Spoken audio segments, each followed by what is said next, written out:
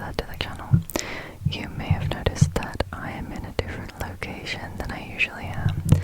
This is because I wanted to film this video from the comfort of my own bed, because filming on the floor every single day can kind of hurt my legs, and I've been working a lot today, so I wanted to film from my bed. So I hope that the angle is okay. I know that I'm kind of far away from the camera right now, but that shouldn't matter too much today, because what I'm going to be doing is I'm going to be reading a story to you.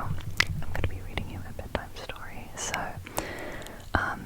yeah, feel free to close your eyes, get comfortable, and just listen, and hopefully you can just enjoy. I should mention that this story is one that my father has written. He wrote this story so that you guys could listen to it, and I thought that was really cute. So yeah, I know that people have requested for him to be on the channel again soon. When I come back from holiday, I promise he is gonna be back on. I completely forgot. We kind of were just very busy, and we forgot to film a video. But for now, he has written a story so that you guys can listen, and it is an autumn themed story.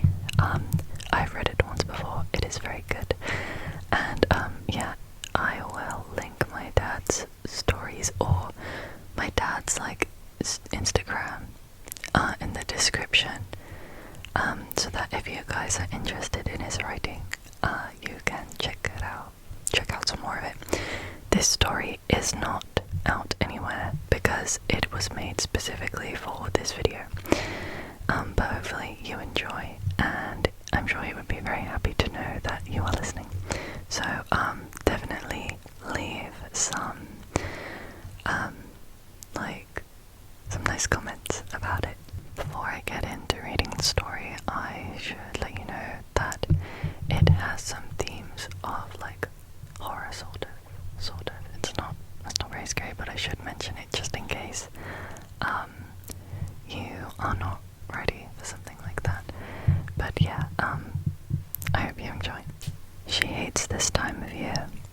Rattled did the winds as it wheezed through, clawing fingernail branches, damping the ground, and felling cankered fern like rusting iron in its wake.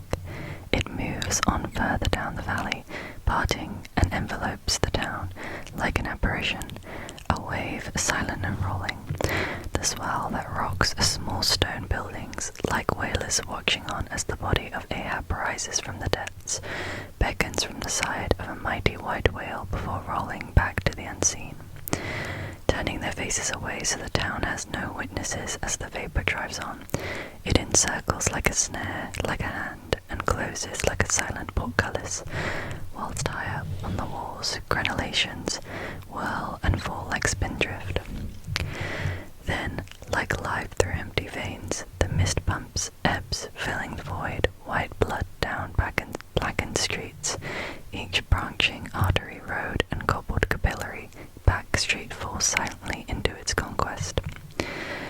Around coffee shop, museum, library, butcher shop, bakery, cat house, and church, its fingers creep. The priest turns his Bible-black scarf to the cold and closes the heavy wooden door.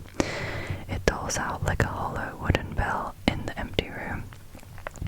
The lock turns, while the click, clack, click of its heels fades as he enters the small living space in the back.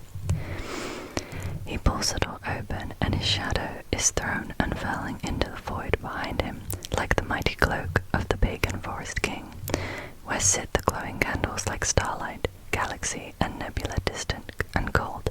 He looks over his shoulder and closes the door. She sits silently. She hates this time of year. Here's the first breath of wind, like the wooded hills beyond are far, exhaling as they prepare their autumnal gown before sleep. She waits some more and then moves to the window.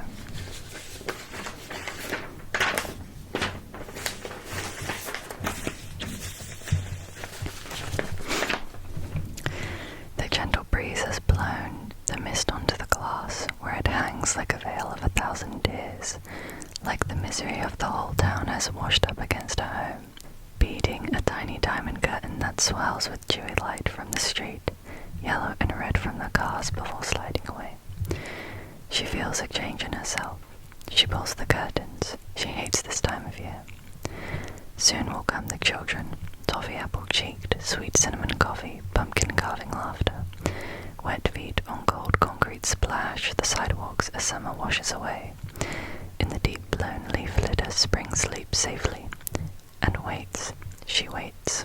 Waxing crescent. The waxing crescent moon's silver sickle blade is drawn and hangs fortuitously above the night-washed streets. Sorry guys, I don't know how to pronounce that word. While people move to and fro in slow murmurations from bars and clubs. Like everything matters, life's beat carries on unhindered by changing seasons, not rain, wind or storm that rolls from ancient oak-clad mountains. Their roots are as deep as time. The old ways lost turned into children's games of trick-or-treat, while the old hide in electric sun-filled rooms. Outside their window seeps rectangular yellow light that glows and hangs, a portal through space to a different time, a different realm. If you passed through, would it be to a primordial past or future? None could say. The forest looks on and waits, like anything matters. She leaves her room, pulling on shoes, a threadbare hoodie, dark comfy familiarity wrapped around her like a hug, and walks the hopscotch pattern of flagstone and pulls her door shut behind her. The mechanism clicks too, like a well-oiled trigger of a gun. The cold on her face now, the gentle damp breeze plays with her dark hair, with her practiced familiarity. A deep breath drawn and held in her lungs, she can smell autumn now. Rich and strong as cut summer grass, but somehow sadder. She pulls her hoodie up, her face in shadow. In shadow, but for the spark that shines in her eye. She exhales and slowly begins to run, a few miles, perhaps 5, down to Station Road, where there used to be a train line. All that remains now is a faded information board with monochrome pictures of old men with big moustaches and ladies in white dresses celebrating their efforts as the first train passes through, a ribbon like a mechanical dragon clad in heavy battle armor. She leans on the sign, breath pumping out of her lungs, in damp imitation of the train in the picture. She wipes the water from it with the sleeve of her hoodie, while her heart returns to slower rhythm, and stares at the faces now lost in time. Gone now like the leaves before autumn storm. She knows he's there before he speaks, but the voice still startles her. You like trains? She slowly turns and stares at the man. He's pushing 60, she thinks. Lines have set on his face, while silver has just started to fleck his hair. The brown of his face clashed with the pale of his legs that hung from camouflage shorts like he had somehow put on the wrong body. Ah, no, not really. I just like the picture, and it is as far as I can run. It's my boundary marker. The man moved closer. A small grey dog followed him.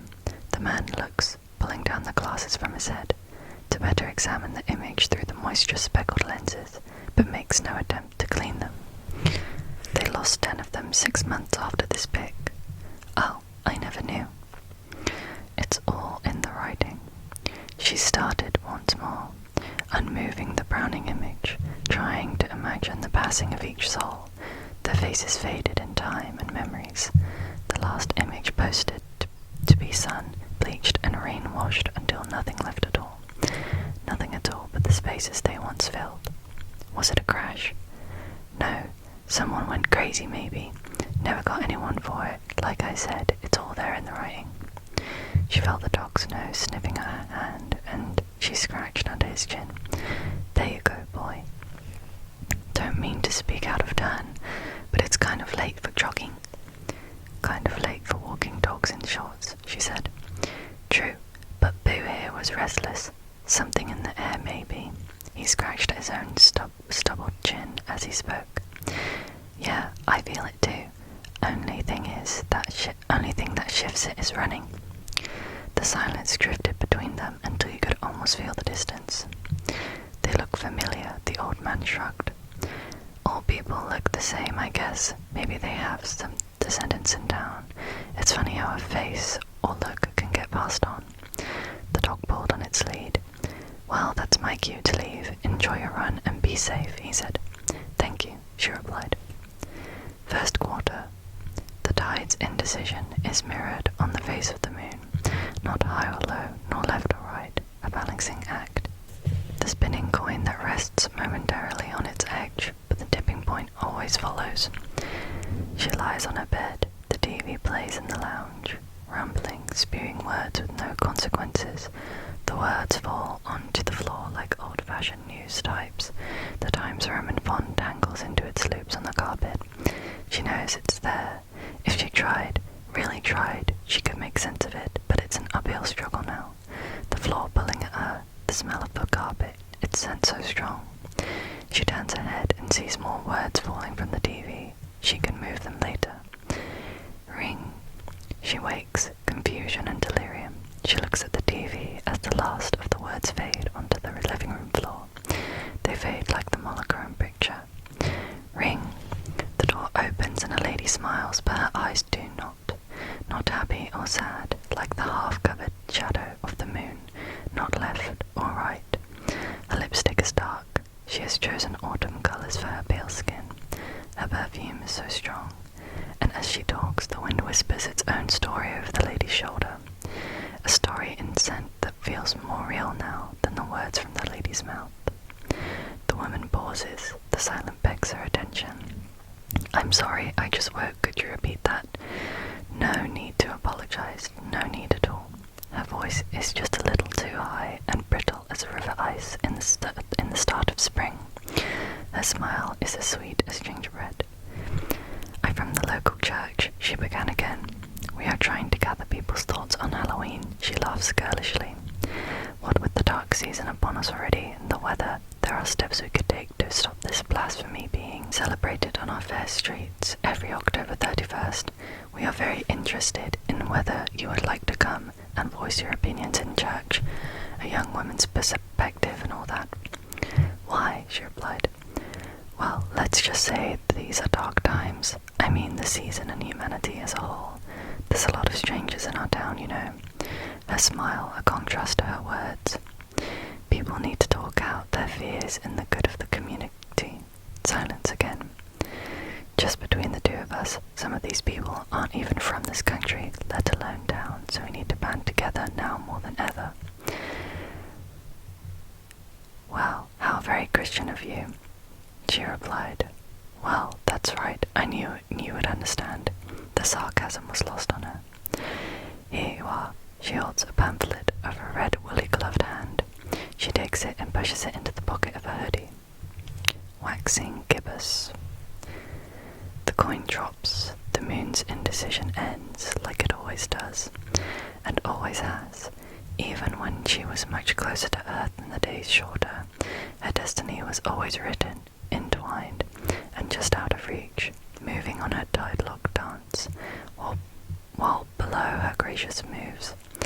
The children prepare costumes, the latest TV heroes and villains, homemade, shop-bought, frenzied, lightsaber-waving fairies, while Dracula and Frankenstein put the old days behind them in a pact for sugar.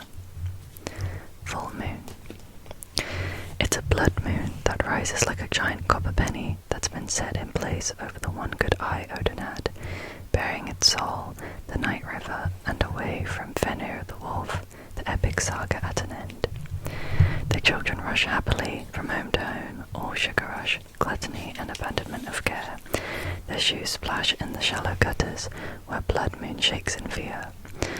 Her doorbell chimes. It's an old bull-bolt mechanism that confuses people, but determination wins today as the brass bell peals down the flagstones and around the corners of an old cottage, followed by the bright, chirpy, spring-like voices of trick or treat. Fear rolls in her stomach. She grabs a hoodie and slips from the back door, stumbling blindly as she pulls it over her head. She makes it through the garden gate into the narrow weed-strewn walkway that echoes the winding route of Main Street. The cold air on her face slows and briefly calms.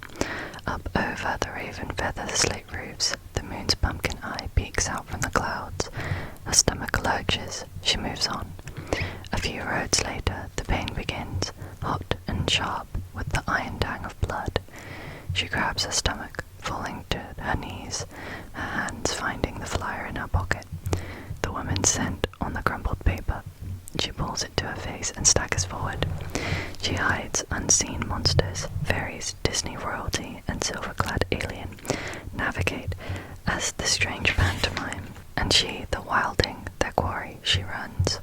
Her shadow slipping from street to an older time, the woman's scent drawing her, church-bound, as surely the four fishers of men drew their nets from the Sea of Galilee.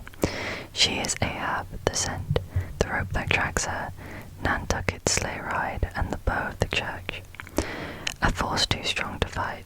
The latch clatters open, the full stop to the conversation that had been within, while shocked pale faces turned as one, but none speak, their guilty secret discovered. Above her, the yellow light of a single bulb pierces bravery into night's realm, lying like an ethereal cloak down her back, dissipating onto the graveyard beyond.